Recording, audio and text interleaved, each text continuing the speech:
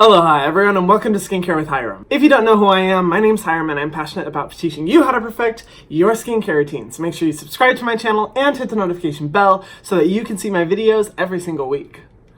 I'm so tired right now because I took a 3-hour nap. I don't know how, I don't know why, and I'm kind of out of it. But I am so excited for this video, oh my gosh, because in this video, I am going to be doing something that I haven't done before. I'm kind of following the trend on YouTube. I'm going to be answering your guys' assumptions about me, and I'm super excited. You guys have probably seen this challenge kind of floating around the internet, but I asked you guys on Instagram to make any assumptions about me, and I had over 100 people respond just last night. And I'm really excited to see what you guys say, so with no further ado, let's get into it.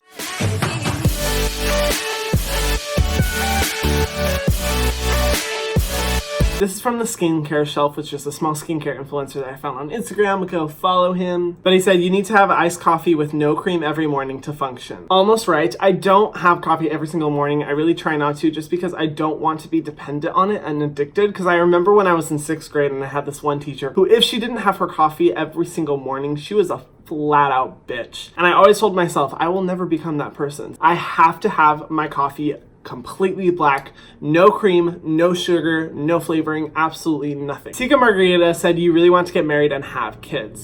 Kind of. I really want to have kids. I want to have kids so bad. Like literally my dream is to have like 50 kids. All I want to do is just help make their lives incredible so that they can go and change the world. Like I want to be a parent so bad. Okay, I had 2 people in a row, Rachel Kruger and Gabriella Trice, that both said you were popular in high school. Well, you see, I went to a charter school that only had like 200 kids, so I guess everyone was kind of popular, because when you go to a school that only has 200 kids, bitch, everyone knows everyone. Literally everyone knew everything about everyone. I don't really know how I could say like if I was popular. I guess I was well known and I was friends with like everyone. And yeah, I guess everyone knew me, but I don't know if that would equate to popular. You swear a lot in real life. Holy fucking shit, yes, bitch.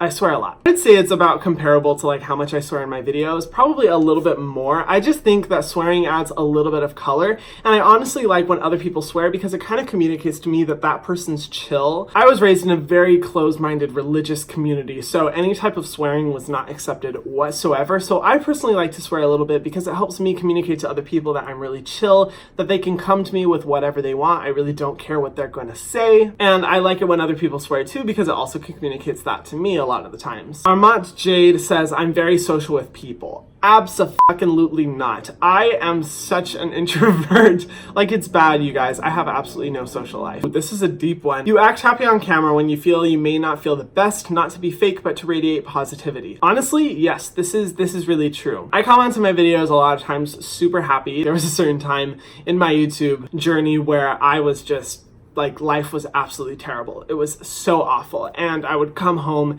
after a day of like crying or just being depressed. And I was like, you know what? I'm just going to jump in front of my camera and start filming a video, because this allowed me the opportunity to just kind of really be myself. Funny enough, like sitting in front of a camera is a weird way of connecting with you guys and allowing kind of the fun side of my personality to come out. So yes, I do act happy. The other reason I do it is because a lot of times when I go onto YouTube, I do it as an escape from reality. Like, I can't tell you how many times I've had a terrible day and I just go onto YouTube and start watching some of my favorite creators because they just make my day so much happier and they put a smile on my face. And that's the kind of person that I want to be for you guys. I've seen people comment on my videos saying that they struggle with anxiety and depression and they love watching my videos because it helps them get out of that mental space. And I think that's amazing, and that's why I really don't want to come on here very often and, you know, kind of be a Debbie Downer. I think there's a time and a place for that. Ruby Gregory said, you had a bad time during early teen years. I love you. Heart. Oh, I love you too.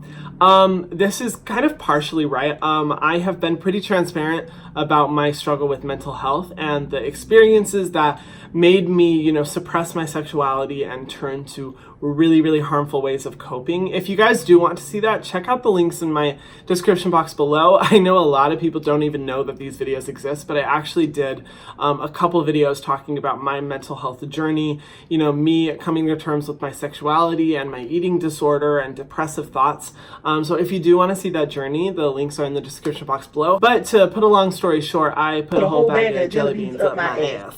Sorry, I had to. No, so put a long story short, yeah, I did struggle a lot, and so if you want to see more, check out those videos. Oh my god, guys, there's so many. This is so amazing, but I'm also like, oh my god, like, I feel like the video's already over, and I'm only, like, I'm not even halfway through. Okay, I had 3 submissions in a row from different people saying that I'm totally a bottom.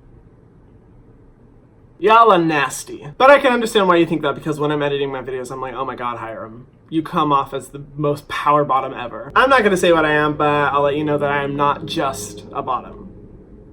Okay, that kind of gave it away. Nabi and, I'm sorry, I don't know how to say your name. She said, you had bad skin growing up and that's what initially got you into skincare. Yes, actually, I don't know if I've shared my entire like journey into why I got into skincare, but basically, yes, I had wrinkles all over my face, deep set on my forehead, around my eyes, around my mouth. I just really never took care of my skin. I didn't see the importance until I was kind of presented with a moment where I was like, oh shit, like my skin already has wrinkles. My skin could get a lot worse, and by the time I'm 25, I could look like I'm borderline 40. So I worked really hard to get rid of all of that aging, and just it's been a process of making sure that my skin doesn't resort back to that state. Anna Maria said, you review products only by the ingredients they use and never actually try them. Ooh, girl, that's some tea. But no, I'd say 90% of the time, no. I usually like to try products beforehand. However, there are some products that, yes, I don't use because the ingredient list is so problematic that when I review them on my channel, I'm just trying to make like a PSA statement to everyone, just saying like, attention, don't use this fucking product. But no, the majority of the time I really like to try the products out beforehand because I feel like trying the products can definitely make a difference in what your opinion is going to be, obviously. But at the same time, I feel like it's a 50-50 game. Like 50% of my review is focused on ingredients and 50% is the actual experience of trying the product. So there is a balance there. Starlight Skin said, you're the very honest friend who immediately calls out bullshit while being authentic as fuck. Oh, that's actually really sweet. I'd say I try to do that. I think everyone struggles with that in some form. But honestly, yeah, I cannot handle friendships that aren't authentic. I know that everyone talks shit. It's pretty normal, you know, for people to be annoyed with all of their friends at some point. But I feel like there's a difference between being annoyed and actually like being rude and talking shit. And when I see that kind of behavior, I'm the type of person to very, very quickly cut off the friendship. I'm like, bye bitch, like I do not want to deal with it. It is not my responsibility to make sure that you are a mature person. But if I am friends with someone for a while and I do start to see that behavior kind of come through, that inauthenticity, I usually will call it out, take a break from the friendship, you know, just really try to focus on helping them become a better person, you know, the person that I know they are. Vaughn Cartier said, you like wearing cargo shorts. Bitch, that was an insult. I would never, ever wear cargo shorts.